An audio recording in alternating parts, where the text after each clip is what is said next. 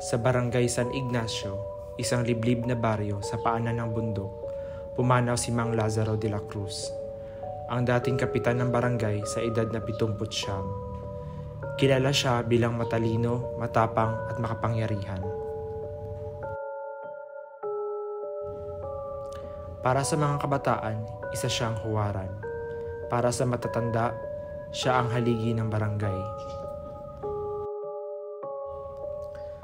Ngunit sa kanyang pagpanaw, may malamig na hanging dumaan na parang nagbabanta ng bagyo. Hindi ng panahon, kundi ng katotohanan.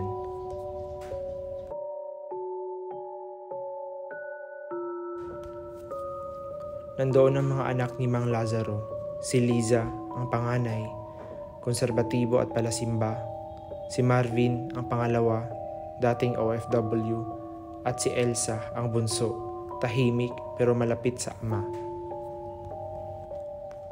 Kasama rin ang ilang kamag-anak at mga kabarangay.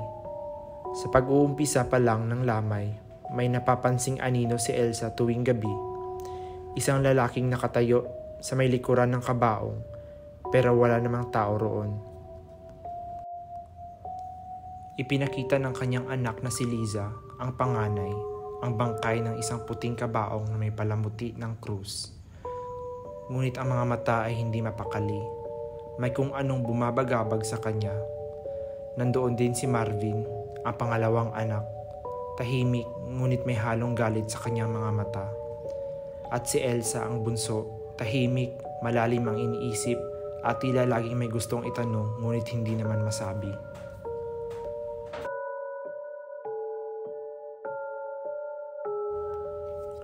Sa unang gabi ng lamay, dumagsa ang mga tao.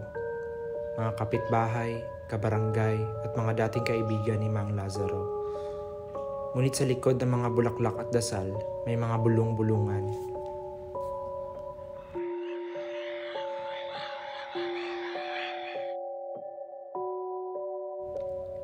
Hindi ba't siya ang huling nakita bago mawala si Boyet noong 1995? Yung sunog sa kubo ni Mang Tasyo, wala ring may paliwanag. Laging may nawawala tuwing Semana Santa, di ba? Ang mga tanong ay hindi ipinapahayag ng malakas, ngunit nananatili sa paligid na parang alingas-ngas ng hangin, nakakabingi sa katahimikan. Sa ikalawang gabi, habang nag-aayos ng mga gamit ng ama, may natagpo ang lumang baul si Lisa sa ilalim ng altar. Sa loob nito, bukod sa mga lumang rosaryo at perang papel, may isang kakaibang bagay, isang itim na kahon ng posporo. Hindi karaniwang posporo, maliit, makinis at may ukit ng mata sa ibabaw. May nakasulat sa isang papel, "Huwag mong sindihan kung hindi mo kayang harapin ang apoy ng katotohanan." Nagkatinginan sina Lisa at Marvin. "Ano naman to? Ba't may ganito si Papa?" ang sabi ni Marvin. "Posporo lang yan, pero parang nakakaramdam ako ng lamig," ang banggit ni Elsa.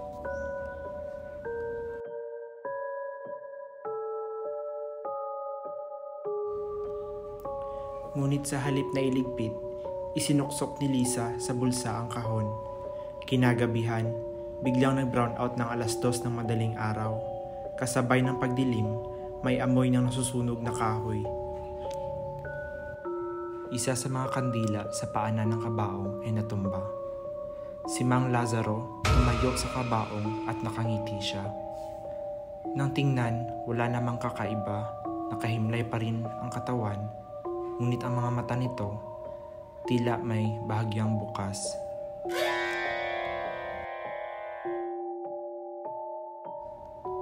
Sa ikatlong gabi, dinala ni Elsa ang kahon ng posporo sa simbahan. Nagtanong siya sa matandang pari, si Padre Santiago. "Aling klaseng posporo ang may ukit ng mata sa takip?" tanong ni Padre Santiago. Dahil dito, nagsimulang magtanong si Elsa sa mga matatanda ng barangay. Isa sa kanila si Aling Clara, dating kasambahay ni Mang Lazaro. Bata pa lang siya, sinabihan na siya ng tatay niya. Ang apoy ay hindi pang laro, pero pwede mong gamitin kung gusto mong itago ang baho. Simula nang hawakan niya ang kahon ng posporo, unti-unting nawawala ang mga tumututol sa kanya, ang sabi ni Aling Clara.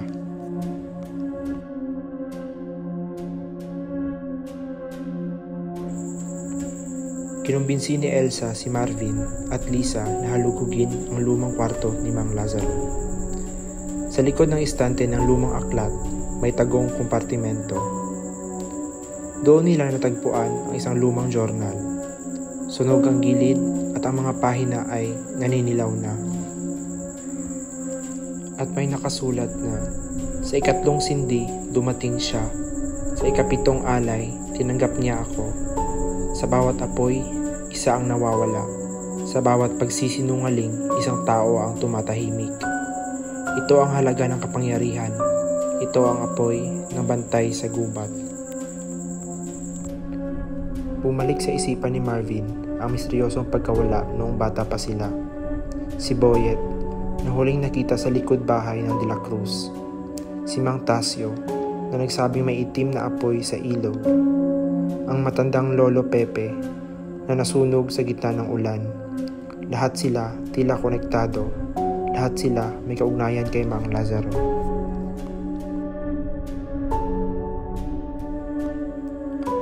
Sa huling gabi ng lamay, habang tahimik ang lahat at ang orasan ay sumapit sa 2:00 ng madaling araw, biglang lumamig ang paligid. Isa-isang namatay ang mga kandila at mula sa kabaong, isang halimuyak ng abo at langis ang bumalot sa hangin. Ang kabaong ay unti-unting bumukas, hindi dahil sa hangin, kundi mula sa loob. Tumambad si Mang Lazaro, nakatayo. Ngunit sunog na ang katawan. May apoy sa kanyang mga mata at mula sa kanyang bibig ay usok na may bulong. Hindi pa tapos, kayo ang susunod.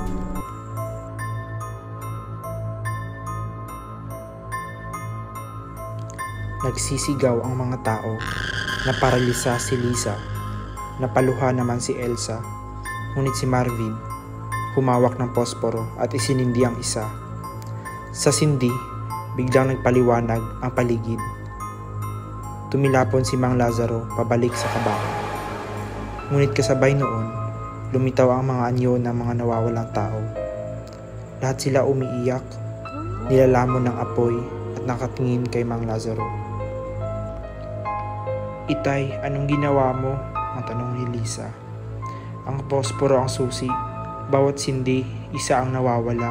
Bawat apoy, isang kasinungalingan," ang sabi ni Elsa. May natirang isang posporo sa kahon. Nakatingin silang tatlo dito. "Kung sunugin natin ang huling posporo, baka matapos na," ang sabi ni Marvin. "Baka mas malala pa. Baka mas dumami pa ang mawala," ang tugon naman ni Lisa. "Pero baka ito ang kailangan para matapos na ang sumpa," ang sabi ni Elsa. Napilitan si Elsa na gawin ang desisyon. Sinindihan niya ang huling posporo. Ngunit bago pa man mamatay ang apoy, isang tinig ang narinig nilang lahat. Ang kasalanan ng ama ay namamana ng anak. Hindi naglalaho ang apoy, lumilipat lang. Nasunog ang buong bahay kinabukasan, ngunit sa gitna ng abo, may natagpo ang isang kahon, buo, hindi nadarang sa apoy, iyon pa rin ang kahon ng posporo. Ilang araw makalipas, nawawala si Marvin. Sa kanyang kwarto, isang papel lang ang naiwan at may nakasulat na, "Ako ang susunod." Si Elsa ngayon ay nanirahan sa simbahan, hawak ang kahon ng posporo. Ipinangakong hindi na muling bubuksan. Ngunit gabi-gabi, binabangungot siya ng sigaw ng mga kaluluwang sinunog ng ama. At minsang, binisita siya ng isang bata sa simbahan. May sinabi ito habang hawak-hawak ang isang sindidong posporo. "Tita Elsa, sabi nila, ang apoy ay hindi namamatay. Gusto mo bang malaman ang totoo?"